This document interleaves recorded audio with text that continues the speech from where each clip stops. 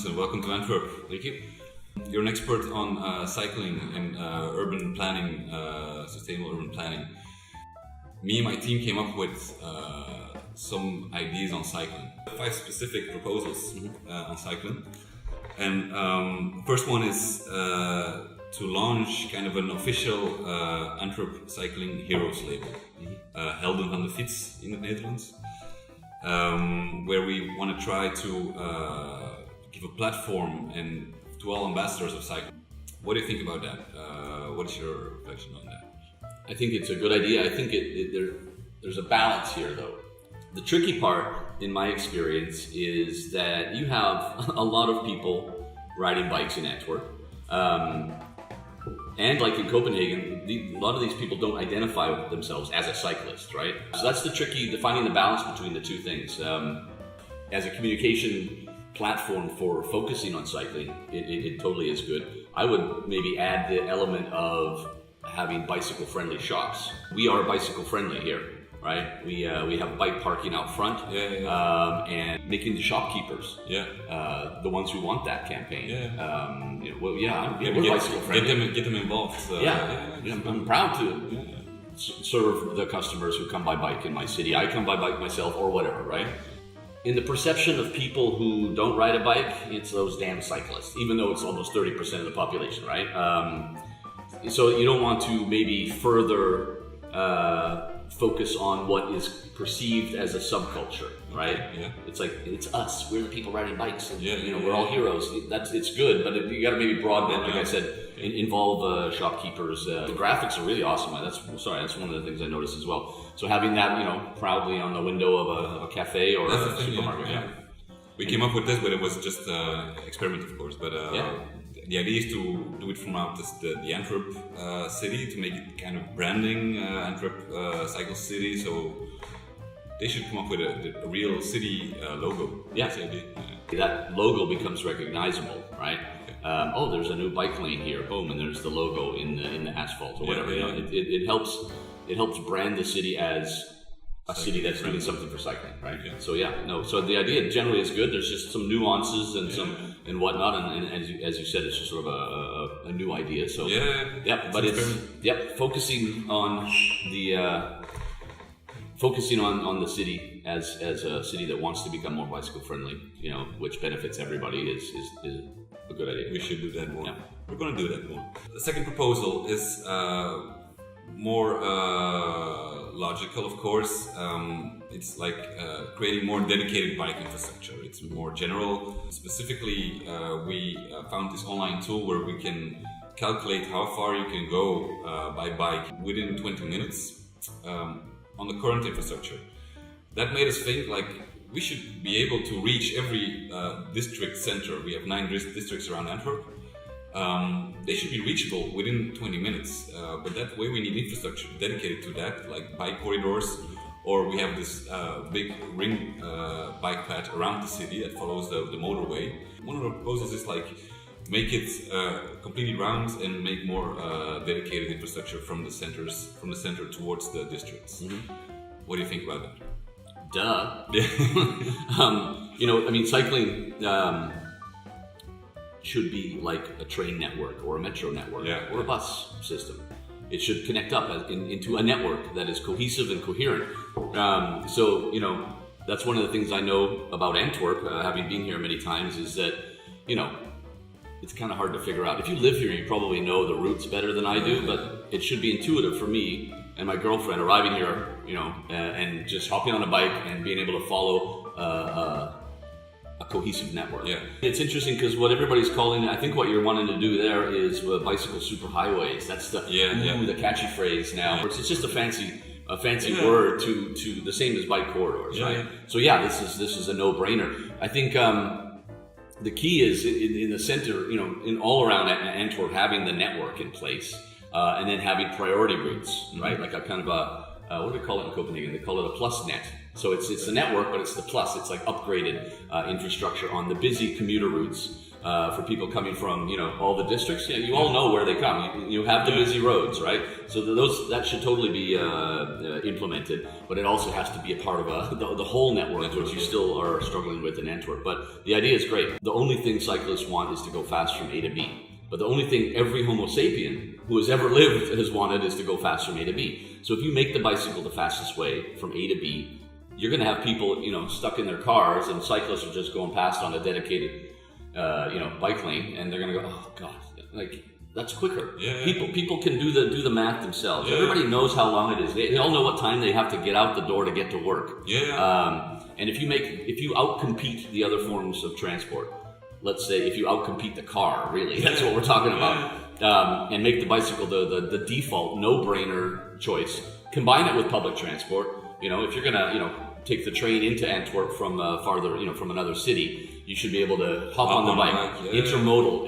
That also has to outcompete the elephant in the room, the automobile, right? Totally, absolutely. But you also have to do your network, because I go to cities all over the world. I know, if anybody understands the network or the infrastructure when I look at it, because that's my job. But here it's still like, oh man, I still don't get it. It's not totally intuitive for me. Polishing that network as well as providing the fast, it's all part of the same game, right? Yeah, it's interesting you say that people who do the math themselves, I really believe that as well. If you create more cycling lanes, safer cycling lanes, people are going to automatically take the bike more to go from A to B. That's it. That's what we want. We don't want more cars, so we failed miserably for 100 years of traffic engineering by making more space for them. You make better infrastructure for bikes or trains or trams. Then people will always. If the pogo stick was the fastest way to get around Antwerp, people would be pogoing everywhere, right? So you have to make the choice. A lot of things with Antwerp, I keep coming back to, is you have to make choices, because you have an interesting paradigm. You have so many different forms of transport, right? It's kind of a luxury position you have. You have your buses, you have your trams, you have a lot of people cycling compared to many cities around the world. But you still have a lot of cars. Something has to be cut. Choices have to be made. Yeah.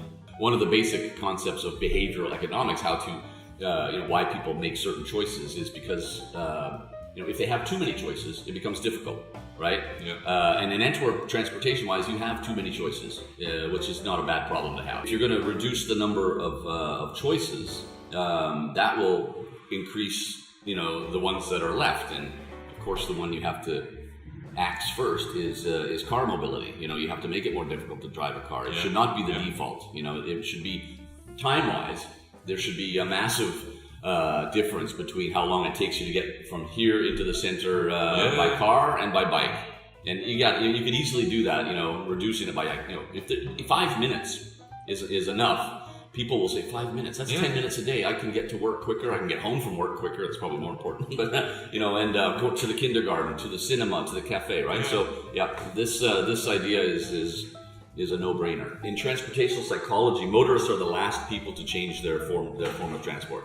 You gotta pull them kicking and screaming from their cars, right? But the rest of us who ride a bike, take public transport, and walk, we are very intermodal. We can easily switch. Oh, my tire's flat this morning. Man, I got a meeting. Fine, I'll hop on a tram or a metro in Copenhagen or whatever. So we have no problem switching and being creative in our mobility patterns by combining. When you get to kind of a traffic jam standstill, even the motorists are going, oh, fuck my life. For me, it's a wonderful schadenfreude, riding my bike past traffic standstill. I do not pity those people, you also have to make them, you talked about communication, right? Like you can't, the city of Copenhagen has never promoted cycling. They just built the infrastructure and people are going, wait, I can save 5 minutes on my trip. Yeah, I'm totally going to do that, So they promoted cycling by building the infrastructure network, right? They didn't need to waste money on posters and fancy advertising campaigns. Yeah, so you save that money and you put it back, you put that into infrastructure. Yeah. The third proposal is one of my campaign team members came up with. Is citizens can pinpoint on an interactive map, an online tool, where the dangerous points are. Do you have something like that in Copenhagen? Do you know other examples around the world where people are getting involved in really creating the cycling policy of their city? Antwerp is so similar to Copenhagen in size, in typology. Like there are so many things, but you're probably going to get tired by the end of this interview of me saying, "Oh yeah, we have that in Copenhagen." Yeah, I figured, but still, I'm curious. We have an app. It's called "Give Us a Shout," but in Danish. And it's not just for cycling; it's really for all the urban citizens. If there's a garbage can that for some reason the garbage collectors keep forgetting because it's maybe they have their map, but they maybe just keep forgetting. Okay, take a photo, you pin it, and I've done it in Copenhagen. Like there was this one stretch of the street I was on where they had put new asphalt down, and then they put new asphalt, but there was a gap of about 20 meters where there was still potholes. And I'm going, they put up, why?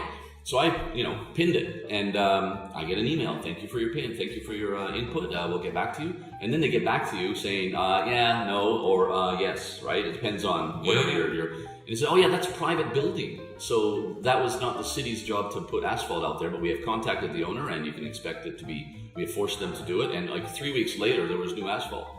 And I'm going, I did that. Like, you know what I mean? Like, I felt empowered as a citizen. But the thing is, what Copenhagen did was they had a task force. So there are people employed to follow the app and employed to send out the message to the different departments. Something actually happens within a couple of weeks. There are a lot of these apps around the world, and that would make it easier for you to find like the best system that works. Yeah. And then you don't have to have that whole trial and error period, because people have figured that stuff out already. So totally, that's a no-brainer for a modern city like Antwerp. A lot of citizens or people are kind of fed up with politics, and they think like everything is decided over our head.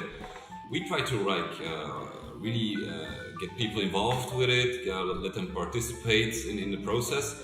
So this would fit that perfectly, and they are the experts. They know the city best. Asking the citizens and actually listening to them. This is something I see in cities all over the world where citizen groups just do it by themselves because they're tired of waiting for the authorities. Yeah. But then the authorities say, "Whoa, that's pretty cool." Yeah. And then so like engaging the citizens, man, we haven't been doing that for decades, and that's really the biggest trend in urban politics. Yeah. One of the other proposals we want to realize here in Antwerp, and of course for you this is a no-brainer as well. I know you told me that you guys are involved in the project of building a cycling bridge over the River Scheldt. I think it's a fantastic idea. Could you elaborate a little bit more on that? When you have a river and you have neighborhoods on both sides of it, you have to connect it, right? Yeah. The city 100 years ago is not the city today. Now we have, growth and new neighborhoods and whatnot that need to be connected. So investing in infrastructure like that is a no-brainer. When we're looking at the river, we're going, well, why isn't there a bridge? So yeah, we made a 10-page proposal, which I sent to you. We just said, why the hell don't you have a bridge there? Iconic infrastructure is really what we see so many cities doing. Eindhoven, they have the floating roundabout over a busy street. That went viral on the internet, And then this one that you have here, the snake, we call it. Yeah. That's just still iconic. People who don't even give a damn about cycling, they've heard about it and they saw it on BBC or CNN, and they go there and look at it. But the point is with this, it's Danish design. It's practical. It's functional. It serves the exact purpose of that location, and then it just looks really badass, right? Yeah. And it is iconic as well, right? So it is. You said tunnels. I would say no. I mean, I know you guys listen to the Dutch a lot, but a lot of your cycling tunnels were built in the 1930s, right? In the Netherlands as well. Generally, in transport psychology, cyclists prefer to be visible, right? Or to be able to see stuff. So a tunnel, yeah, it might work. It might keep the ships happy, whatnot. But I mean, if you're planning for the next, 100 years, a bridge is definitely the way to go, We talk about return on investment when we build infrastructure everywhere in the world. In Denmark, if you're going to build an infrastructure project, it has to have a return on investment of 3% minimum. Yeah. Very few motorway projects ever hit that, but they still keep building them. But the bicycle bridges in Copenhagen all have a return on investment of like 12%.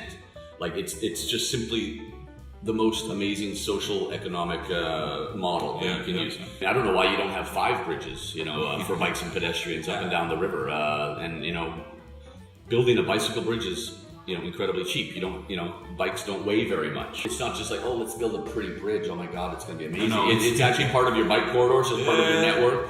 And, you're covering your ring motorway, which is, I think, a good idea.